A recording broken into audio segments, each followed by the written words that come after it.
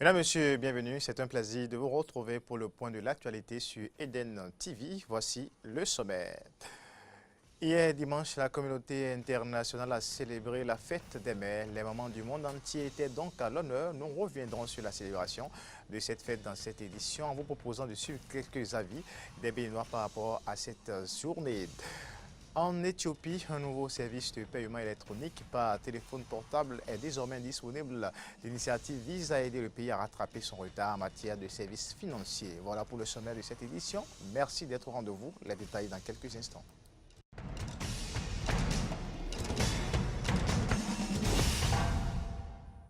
Eden Info ce lundi 30 mai 2016, bienvenue à toutes et à tous.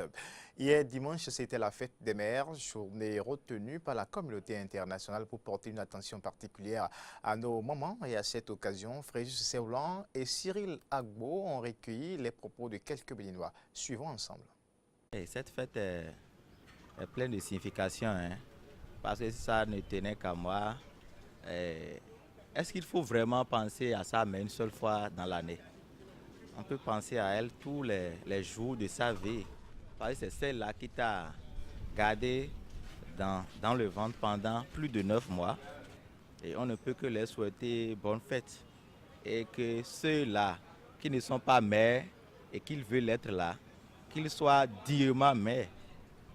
La fête des mères, c'est une occasion pour chacun de nous de reconnaître ce que la maman est pour nous.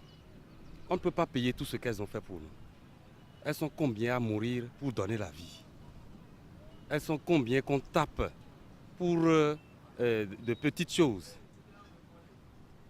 Toutes les portes peuvent vous être fermées, mais la porte de maman est toujours ouverte pour vous. Quel bonheur de dire bonne fête à ma maman, qui est actuellement dans la Takora. Du courage encore. Je prie qu'elle soit là pour moi pour longtemps. Je souhaite qu'elle vive pendant longtemps, aussi longtemps que ma première fille aussi ait un enfant. Elles m'ont envoyé des textos en me qualifiant d'une bonne maman. Je suis vraiment joyeuse d'être une mère. Je prie le Seigneur de donner à ceux qui en ont besoin. Il y a d'autres femmes qui pleurent jour et nuit. Seigneur Jésus, donne-leur. La fête des mères pour moi, c'est une fête, c'est une journée choisie pour faire honneur aux mamans. Elles nous ont mis au monde, elles nous ont gardés jusqu'à là. C'est une fête pour leur exprimer nos sentiments. Très tôt le matin, j'ai dit appeler maman pour lui dire bonne fête. J'ai fait un petit cadeau pour elle, je lui ai envoyé ça. En fait, on m'a fait aussi de cadeaux. On remet aux enfants, les enfants m'ont remis ça. Bien sûr que c'est leur papa. Bon, le souhait que je fais, si les hommes pouvaient faire des efforts pour qu'il y ait des femmes, toutes les femmes soient heureuses en ce jour, qu'il n'y ait plus de femmes maltraitées, des femmes, pendant que nous sommes en joie, il y a des femmes qui pleurent, des femmes battues dans les ménages. Si déjà les hommes peuvent faire des efforts pour que les femmes soient heureuses en ce jour, c'est déjà bien. Des mères qui exprimaient donc leur joie hier à l'occasion de la célébration de la fête des mères. Autre élément dans cette édition, le port de casque est devenu depuis quelque temps une obligation en République du Bénin. Une décision de la police qui, à ses débuts, n'était pas trop du goût des usagers de la route qui ont été finalement contraints de se conformer à cette nouvelle mesure. Mais pour les femmes, le port obligatoire du casque reste toujours un os dans la gorge. Reportage Horacia Diodi, Denis Maroya. Déjà quelques mois que le port du casque s'est imposé aux usagers de la route à Cotonou et dans les grandes villes du Bénin. Concilier cette exigence de sécurité avec les besoins de séduction inhérents à la gente féminine fait partie des problématiques engendrées par la mise en exécution plus rigoureuse au Bénin de la circulation routière. Conséquence, pour conserver la beauté de leur coiffure, certaines femmes portent le casque sans la moindre attention, en toute fantaisie. Ma coiffure ne me permet pas de mettre correctement le casque pour me rendre au marché. Et je ne peux que le mettre ainsi. Je n'ai pas le choix. Quand on fait chignon maintenant, ça ne permet pas de mettre casque à cause de la chaleur. Deuxièmement, la mèche qu'on fait là, c'est la hauteur. La hauteur là, c'est un peu élevé. Donc le casque ne nous permet pas de mettre. Quand on met ça, on n'est pas du tout à l'aise. Des fois, on a les maux de tête. Des casques, nous avons des difficultés. Si on fait des chignons, des mèches qui sont un peu lourds là, ça nous font mal. Maintenant, on ne sait pas comment on peut dire, même si, surtout si tu portes des gros bijoux dans les oreilles aussi, si c'est pas bon quoi. D'autres femmes choisissent quant à elles des solutions palliatives. Je dois me coiffer pour séduire mon mari. C'est pour une sortie que j'ai fait cette coiffure. On ne peut pas laisser de faire les tresses, mais parce que si tu es fonctionnaire, tu ne peux pas raser ta tête. Pour dire que c'est à cause de la casque que tu vas raser la tête et mettre la casque sur ta tête, non. Sincèrement, quand je fais chignon, vraiment, je ne conduis pas à me prendre. Oui, je ne conduis pas à me prendre. Oui, c'est à cause... Parce que quand je veux mettre là, je n'arrive pas à fermer. Donc c'est comme ça, c'est lourd derrière quoi. Donc je préfère laisser ça. Là, lorsque je fais chignon, j'arrive à porter ça. Parce qu'il y a beaucoup de manières de faire ça quoi, pour arriver à porter ça. Certaines, par contre, ont fini par abandonner les coiffures pour les perruques, toujours dans l'optique de se conformer aux exigences de port du casque sur la route. On n'arrive même plus à faire des tresses de nos jours. Aujourd'hui, tu cherches un perruque ou quoi que ce soit où tu attaches ta tête et tu mets ton casque. On ne se fait plus belle. Puisque tu ne peux pas aller investir sur ta tête, faire de belles tresses et mettre le casque dessus. Donc, c'est comme si c'est de l'argent jeté par la fenêtre. Je suis une coiffeuse, mais je n'arrive plus à me coiffer. Regarde, c'est ce que je mets. Actuellement, c'est les nattes ou bien les rastas, je ne sais pas comment les rastas, les nattes debout. Les perruques. Les perruques. Actuellement, il n'y a plus les femmes qui viennent faire de jolis chignons. Si une dame vient chez toi pour faire des jolis chignons, il faut savoir qu'elle a les moyens, elle a une voiture, tout ça là. Mais si elle est en moto, elle te refuse ça catégoriquement. Même si tu dis, elle te dit, je veux aller à un mariage, tout ça là, tu dis, bon, il y a un joli chignon, elle va te dire non.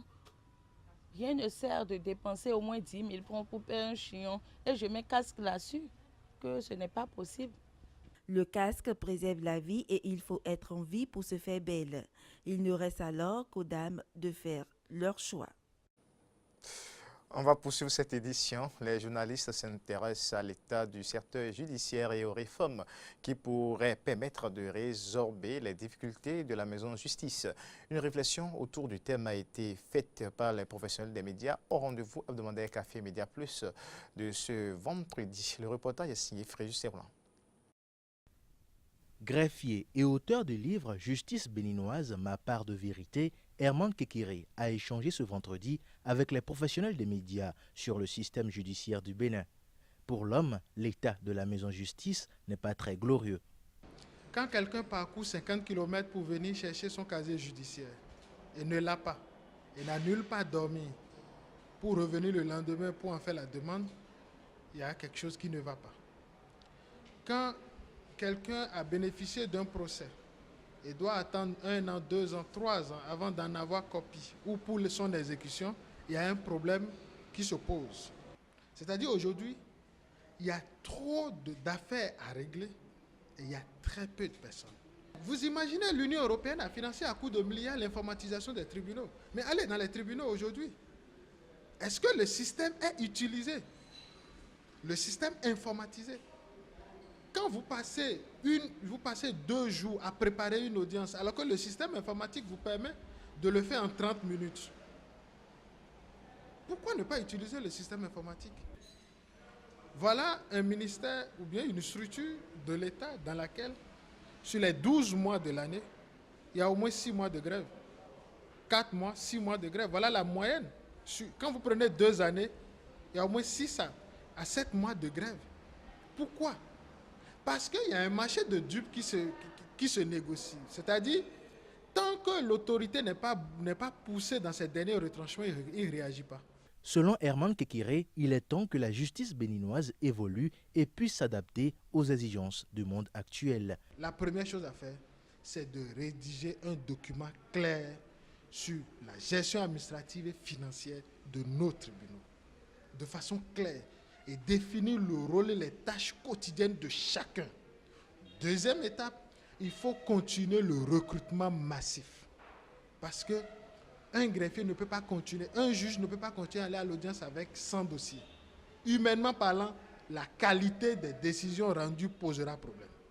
Il urge donc d'amorcer les réformes judiciaires pour une justice crédible au service des populations. Le maire de la commune d'Abomey-Calavi, Georges Bada, a initié samedi une journée de salubrité dans l'arrondissement de Godomey, soutenue par le personnel de la mairie d'Abomey-Calavi. L'équipe a voulu par cette initiative nettoyer les encablures de l'échangeur de Godomey, une démarche qui sensibilise aussi les citoyens sur les bons comportements à avoir. Le reportage est signé Corneille Aïssé et Damien Pedro. La mairie de Calavi est en campagne contre l'insalubrité, une démarche qui vise à rendre la ville propre. Ainsi, des endroits stratégiques de la ville ont été choisis pour bénéficier des opérations de salubrité. C'est le cas du jardin de l'échangeur de Godomey. Le maire Georges Bada, ses collaborateurs, le personnel administratif et technique ont procédé à un nettoyage complet des lieux avec un seul objectif, rendre le milieu propre. La salubrité est quelque chose d'important que nous réalisons chez nous tous les jours.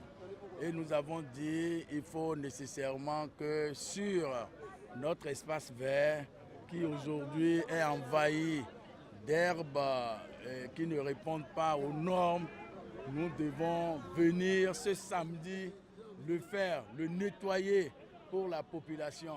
Et voilà pourquoi vous avez vu tout ce monde qui ont répondu présent à notre appel. Et ma foi, un travail est réalisé. Et nous disons que nous n'allons pas nous arrêter en si bon chemin. Nous devons poursuivre parce qu'à compter de ce moment, ce n'est pas ce qu'on attend forcément des autres, mais c'est ce que nous-mêmes nous faisons pour rendre notre environnement propre qui compte. Pendant plus de 2 heures d'horloge, les mauvaises herbes, les sachets usés et autres débris d'immondices provenant des activités humaines et de l'incivisme des populations qui fréquentent les lieux ont subi des coups de râteau, de balai, de coupe-coupe pour être enfin évacués des lieux. Le cadre est donc redevenu propre et sain. Et c'est le but visé par le maire Georges Bada qui invite les populations de la commune d'Abomey-Calavi à faire de même dans leurs différents quartiers et maisons. C'est juste un exemple que nous essayons de donner parce que déjà plusieurs samedis, les derniers samedis du mois, nous passons l'activité. Mais aujourd'hui, nous avons dit venons un peu plus nombreux et incitons les quartiers, incitons les arrondissements, incitons tout le monde à y participer. Ce que je voudrais souhaiter aujourd'hui, c'est que chacun des habitants de notre commune cesse de déposer les ordures là où il ne faut pas. Parce que c'est le grand regret que nous pouvons avoir. Voilà pourquoi j'appelle tous les autres à nous emboîter les pas pour que l'environnement puisse être propre. Cette journée de salubrité va s'étendre progressivement dans tous les arrondissements de la commune d'Abomey-Calavi et fait partie des initiatives retenues dans le cadre de la mise en œuvre de la politique de lutte contre l'insalubrité dans la commune. Info hors du Bénin, on ne parle que d'elle ces derniers temps dans le milieu du showbiz kényan. Elle, c'est Nairobi Classic, une nouvelle association kenyane qui fait venir les meilleurs musiciens du monde dans la capitale du Kenya pour une série de concerts. Les fonds récoltés seront reversés, j'allais dire, à Ghetto Classic, un groupe de musique basé dans le bidonville Korogosho qui enseigne la musique classique aux enfants. Reportage. Sortir les enfants de la rue grâce à la musique classique, c'est l'objectif de Ghetto Classics, une association créée en 2009 dans un des plus grands bidonvilles de Nairobi, Korogosho. Aujourd'hui, plus de 300 enfants apprennent à jouer d'un instrument. Ça leur évite de faire des bêtises. Ils se comportent bien, ils rêvent en grand, ils veulent plus. Et vous savez, la communauté elle-même admet que Ghetto Classic a été le programme avec le plus d'impact. Parce que nous apportons des compétences aux enfants, ils se démarquent, deviennent des mentors pour les autres enfants du quartier.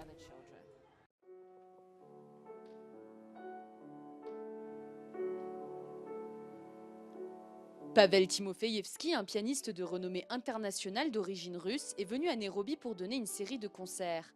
Tous les fonds récoltés seront reversés aux enfants de Korogosho. Pour son tout premier séjour au Kenya, Pavel a souhaité rencontrer ces jeunes. Le piano me donne l'occasion de voyager, de rencontrer des gens dans le monde entier et j'aime rencontrer ces enfants, leur donner de l'espoir, peut-être les inspirer, c'est très important.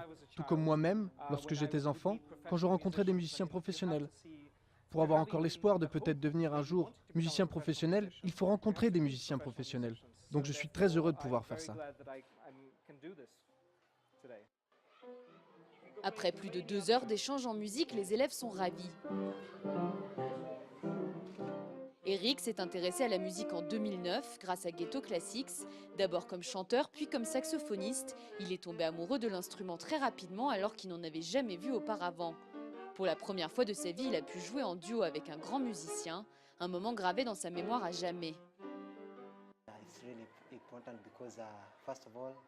C'est vraiment très important parce que cela nous motive, cela nous donne envie de travailler dur, de continuer à répéter. Parce que nous aussi nous voulons être comme eux, jouer à un niveau international, jouer dans le monde. Les jeunes mélomanes ont eu la chance de partager quelques notes de musique avec Pavel, mais aussi d'assister à un de ses concerts à Nairobi. Ces rencontres visent à faire progresser la musique classique dans le pays, mais aussi recueillir des fonds pour offrir un enseignement de musique aux enfants défavorisés dans les bidonvilles de Korogosho. Cette première édition a rapporté plus de 5 000 $ et d'autres artistes de renommée internationale sont attendus à Nairobi cet automne.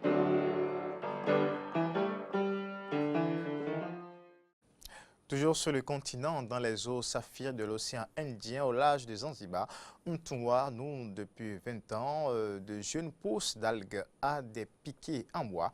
À cause du réchauffement climatique, les eaux sont devenues trop chaudes. Conséquence, les récoltes sont décimées. Pendant ce temps, la concurrence asiatique enfonce l'île aux épices. Voici les détails. Depuis 20 ans, Mtumwa répète le même geste.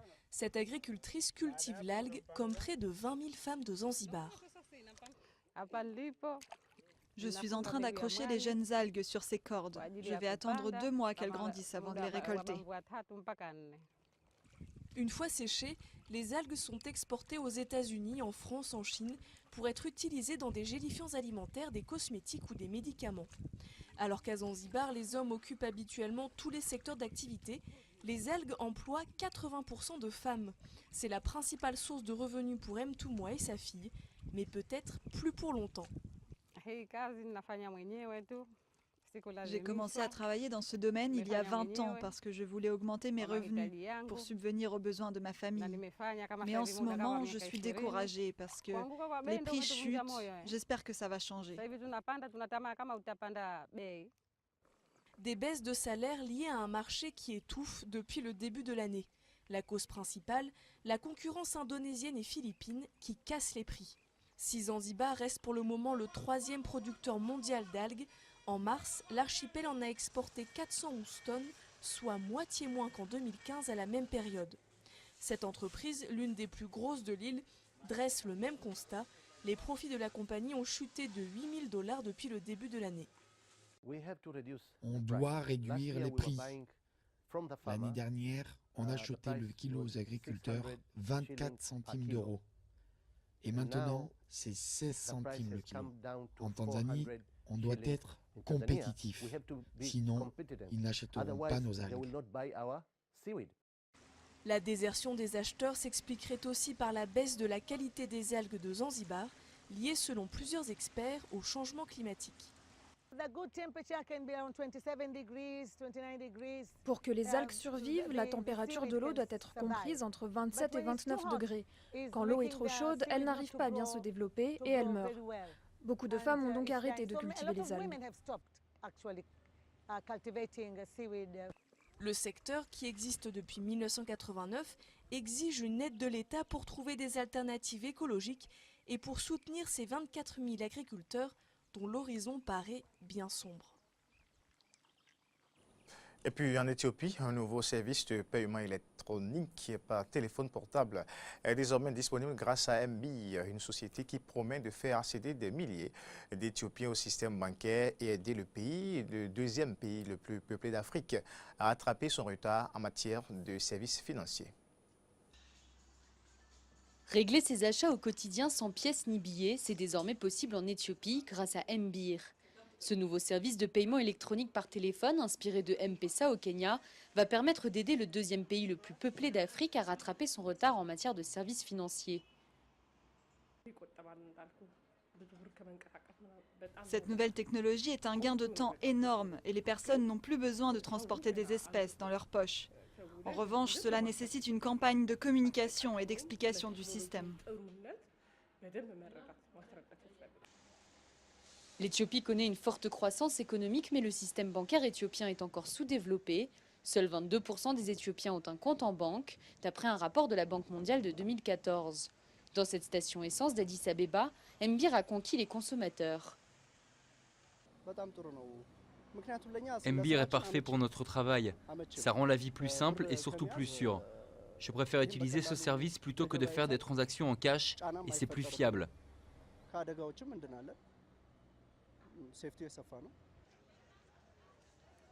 Un service plus sécurisé et surtout plus pratique.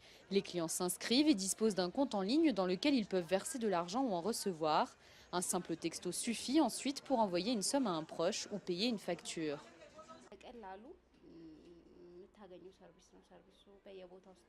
Le service est facilement accessible, vous pouvez le trouver partout et à n'importe quelle heure. C'est beaucoup plus pratique que les banques qui sont dans des endroits précis et qui ont des horaires d'ouverture spécifiques. Je suis vraiment très contente de ce service.